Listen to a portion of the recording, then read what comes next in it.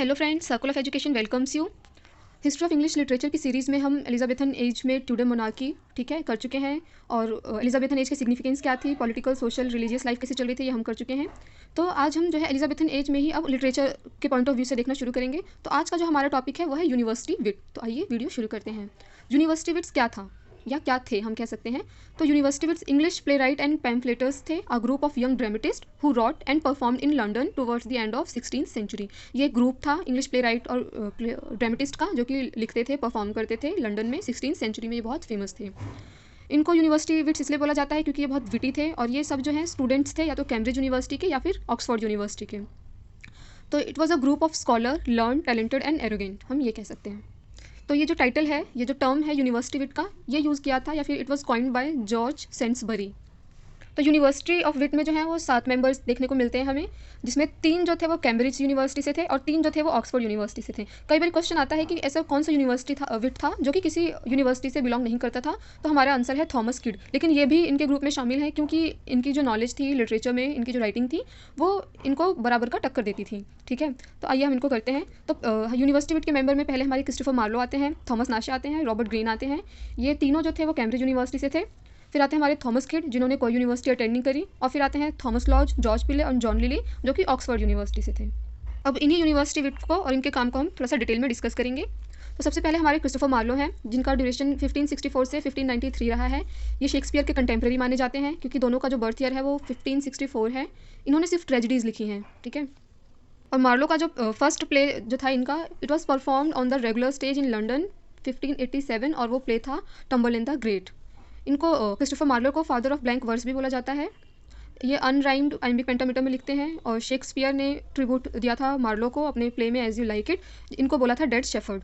अब हम Christopher Marlowe के जो है वो वर्क देख लेते हैं, जिसमें पहला है Tamburlaine the great 1587, a play in 2 parts on the life of central Asian emperor Timur, only published work in his lifetime. ठीक है, ये इनका पहला ही काम है जो इनकी लाइफ टाइम के दौरान ही पब्लिश हो गया था। इसमें फाइट विद किंग दिखाया गया है, he becomes king and marriage with Zenocrate. दूसरा इनका वर्क है टम्बरलिन द ग्रेट सेकंड, इसी का ही सीक्वल है और इसमें ट्रेजिक डेथ दिखाया गया है टम्बरलिन एंड जेनोक्रेट का। थर्ड जो इनका इंपॉर्टेंट वर्क है वो है डीडो क्वीन ऑफ कार्थरेज, 1593 में आया था। ये कोलैबोरेशन में लिखा गया था काम, जो इनका ये है थॉमस नाशे के साथ। इसका जो सोर्स रहा है वो वर्जिल का इनियड रहा है, बुक 1, 2 और 4। इसकी स्टोरी क्या होती है, डीडो होती है वो एनीस को प्यार करती है, बट एनीस जो है इसको लंदन या सॉरी इटली जाना पड़ता है किसी काम से। तो डीडो जो है वो अकेली रह जाती है, Dido left alone and despair, so she throws her self on a burning fire. ये इसकी स्टोरी है। इनका मोस्ट फेमस वर्क जो है वो डॉक्टर फॉस्टस माना जाता है, जिसका फुल टाइटल है the tragical history of the life and death of doctor Faustus. ये परफॉर्म हुआ था 1592 में और पब्लिश हुआ था 1609 में। 5 एक्ट्स में लिखा गया है ये। Doctor Faustus is compare to a Greek mythological character named Icarus in the prologue. Before magic he studied logic, medicine, law and religion, theology we can say. He learn everything और वो satisfied नहीं रहता, तो इसलिए वो magic की तरफ चला जाता है। नेक्स्ट इनका इंपॉर्टेंट वर्क है Edward second, 1594, only historical play by Marlowe, जो कि है एडवर्ड सेकंड। इसका जो सोर्स रहा है वो राफेल हॉलिन्स क्रॉनिकल रहा है। इसमें होमोसेक्सुअल अफेक्शन दिखाया गया है एडवर्ड सेकंड एंड गिस्टॉन के बीच में। और इसको पढ़ने के बाद ही हम कह सकते हैं शेक्सपियर जो है इंस्पायर्ड हुए थे रिचार्ड सेकंड लिखने के लिए।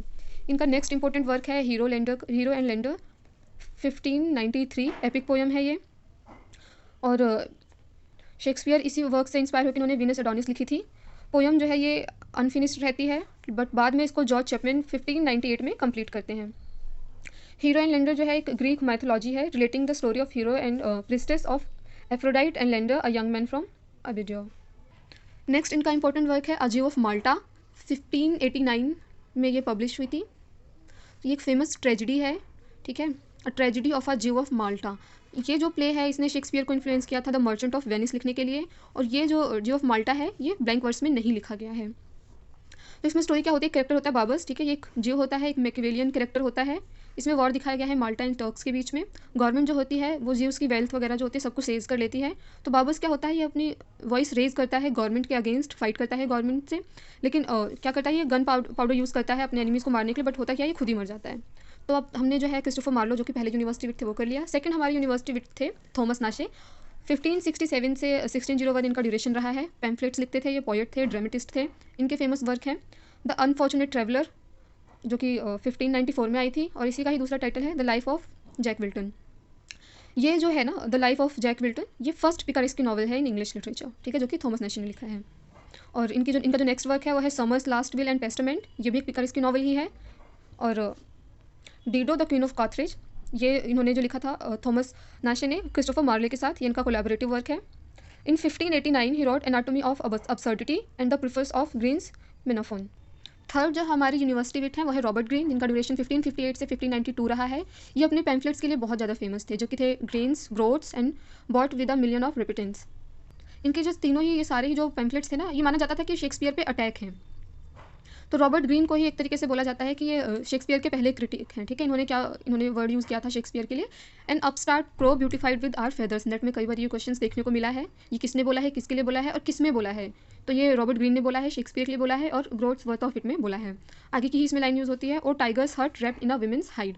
तो रॉबर्ट ने जो है ये लाइन्स ली थी शेक्सपियर के प्ले हेनरी 6 के पार्ट 3 से। रॉबर्ट ग्रीन के वर्क्स की बात करें तो मेडन्स ड्रीम जो है एक वर्स है, 1591 में आया था। प्लेस जो है इनके वो है फ्रायर बेकन एंड फायर बंगे, 1590 में आया था। इसका ओरिजिनल टाइटल था the honourable history of Friar Bacon Friar Bungay, ये जो थी एक कॉमेडी थी। इसी का सीक्वल बाद में आया था जॉन ऑफ वॉजर्क्स और the second part of Friar Bacon. Next इनका वर्क है history of Orlando Furioso, 1590। Next इनका वर्क था a looking glass for London and England, जो कि कोलैबोरेशन में लिखा गया था थॉमस लॉज के साथ, 1590 में आया था। नेक्स्ट इनका वर्क है Scottish history of James the fourth, 1590। Next work है the comical history of Alphonsus king of Aragon, 1590। Next इनका वर्क है मेमिलिया। नेक्स्ट है farewell to folly and Pandosto. Fourth university wit है हमारे थॉमस किड, जिनका duration 1558 से 1594 है। ये किसी यूनिवर्सिटी से बिलोंग नहीं करते और थॉमस हेवुड ने इनको फेमस किड बोला था। इनके वर्क्स की बात करें तो वो है सबसे फेमस इनका द स्पेनिश ट्रेजिडी ही रहा है, और इसका दूसरा टाइटल हम कह सकते हैं हिरोनिमो इज मैड अगेन, जो कि 1592 में आया था। फुल टाइटल की बात करें तो वो है Spanish tragedies containing the lamentable end of Don Horatio Bel Imperia with the pitiful death of all Hieronimo. ये एक रिवेंज ट्रेजिडी है। बेन जॉनसन ने इसमें रोल प्ले किया था हिरोनिमा का, और इसी में जो है टेक्निक यूज़ करी थी प्ले विद इन प्ले की, जो कि हेमलेट में शेक्सपियर ने भी यूज़ करी है, और इसको माउस ट्रैप बोला जाता है। तो जो जो शेक्सपियर की द हेमलेट है वो थॉमस किड की स्पेनिश ट्रेजिडी से ही इन्फ्लुएंस हम कह सकते हैं। नेक्स्ट हमारे यूनिवर्सिटी विट्स हैं थॉमस लॉज, जिनका ड्यूरेशन 1558 से 1625 रहा है। इनके फेमस वर्क की बात करें a looking glass for London and England, जो कि कोलैबोरेटिव वर्क है रॉबर्ट ग्रीन के साथ। नेक्स्ट वर्क है the wants of civil war. अब जो है इनके प्रोज रोमांस और पोएटिक वर्क की बात करें तो रोजालिंड और यूफेस गोल्डन लिजेसी है, जो कि शेक्सपियर के एज यू लाइक इट का सोर्स रहा है। नेक्स्ट वर्क इनका है एन अलार्म अगेंस्ट यूजर्स। फिर है स्किलेस मेटामॉर्फोसिस, जो कि सोर्स रहा है शेक्सपियर के वीनस एडोनिस का। नेक्स्ट इनका वर्क है a fig for Momus. Next university की विट की बात करें तो वह है जॉर्ज पिले, जिनका ड्यूरेशन 1556 से 1596 रहा है। ये एक इंग्लिश पोएट, ट्रांसलेटर, ड्रामेटिस्ट थे, जिनकी डेथ हुई थी पॉक्स की वजह से। इनके इंपॉर्टेंट वर्क की बात करें तो टाइटस एंड्रोनिकस है, जो कि कोलैबोरेशन में लिखा गया शेक्सपियर के साथ। फिर है द अरेंजमेंट ऑफ पेरिस, 1584। फिर है एडवर्ड फर्स्ट, 1593, जो कि एक फेमस क्रॉनिकल है king of Edward the first का। फिर है the love of king David and fair Bethsabe, 1588 में आई थी ये। और नेक्स्ट वर्क है इनका द बैटल ऑफ अल्काज़ा, 1589 में आई थी, पब्लिश हुई थी ये 1594 में। और जॉन ड्राइडन जो थे इन्होंने बाद में लिखा था डॉन सेबेस्टियन 1689 में, जो कि इसी सब्जेक्ट पे बेस्ड थी। नेक्स्ट इनका वर्क है सर क्लाइमोन एंड सर क्लैमजेस, 1599 में आई थी, जो कि एक ट्रेजिक कॉमेडी थी। इन्होंने शेक्सपियर जो है इनके इसी प्ले से बहुत ज़्यादा इन्फ्लुएंस हुए थे, और इनका रेफरेंस देखने को मिल जाता है बहुत सारे प्लेज में शेक्सपियर के, जैसे कि as you like it, a midsummer night's dream, Cymbeline, Henry IV part second. George Peele का सबसे famous work the old wife's tale माना जाता है, 1595 में आई थी ये, मास्टरपीस बोला गया है इसको। ये एक सटायर है, पॉपुलर ड्रामा जो उस वक्त चल रहा था सोसाइटी में, उसको इन्होंने सटायर किया है। तो इसको हम कह सकते हैं कि first English work to satirize the romantic dramas popular at that time. और इसमें भी जो है इन्होंने यूज़ किया है play within a play वाली टेक्निक को। और ये लास्ट जो है हमारी यूनिवर्सिटी विद 7th नंबर पे जो है जॉन लिली, जिनका ड्यूरेशन 1553 से 1606 तक रहा है। ये English writer, poet, dramatist, play right थे, और इन्होंने सिर्फ कॉमेडीज़ ही लिखी थी। इनके वर्क्स की बात करें तो यूफेज पहला आ जाएगा, द एनाटॉमी ऑफ विट, 1578 में आई थी। यूफेज क्या है, एक ग्रीक वर्ड है जिसका मतलब होता है ग्रेसफुल एंड विटी, और Lyly adopted this name from Roger Ascham the schoolmaster. और इसी के बाद जो है टर्म आई थी, बहुत ज़्यादा पॉपुलर हुई थी, यूफिज़म। नेक्स्ट इनका इंपॉर्टेंट वर्क है यूफिज एंड हिज इंग्लैंड, 1580 में आया था, जो कि सीक्वल था यूफिज का ही।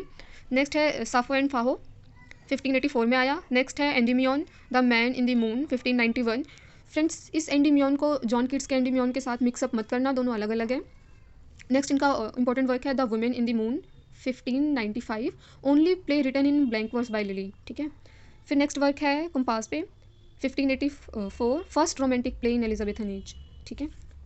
नेक्स्ट इंपॉर्टेंट वर्क है इनका ग्लेथिया, 1592 में आया था ये, जो कि सोर्स रहा है शेक्सपियर के मिडसमर नाइट्स ड्रीम का। नेक्स्ट इनका इंपॉर्टेंट वर्क है मिडास, 1592 में आया, जो कि एक एलोगोरिकल प्ले है और it was based on book 11th of Ovid's Metamorphosis. Next इनका इंपॉर्टेंट वर्क है मदर बॉम्बे, 1594 में आया था ये एक वर्गल रियलिस्टिक प्ले है रस्टिक लाइफ के बारे में। और इनका नेक्स्ट इंपॉर्टेंट वर्क है लव्स मेटामॉर्फोसिस। इस वर्क से जो है शेक्सपियर इन्फ्लुएंस हुए थे और इन्होंने लिखा था लव लेबर्स लॉज। तो फ्रेंड्स, आज की जो वीडियो थी हमारी यूनिवर्सिटी विट के बारे में थी, जो कि एलिजाबेथन एज में बहुत ज़्यादा प्रोमिनेंट थे, बहुत फेमस थे। आपको ये वीडियो कैसी लगी प्लीज़ बताइएगा कमेंट सेक्शन में। वीडियो को लाइक करें पसंद आए, नोट समझ आए तो, और अपनी राय अपना ओपिनियन कमेंट सेक्शन में जरूर बताइएगा। आने वाले वीडियोज़ में हम एलिजाबेथन एज के ही और फेमस राइटर जैसे कि शेक्सपियर वगैरह को डिटेल में अच्छे से करेंगे। Thanks for watching.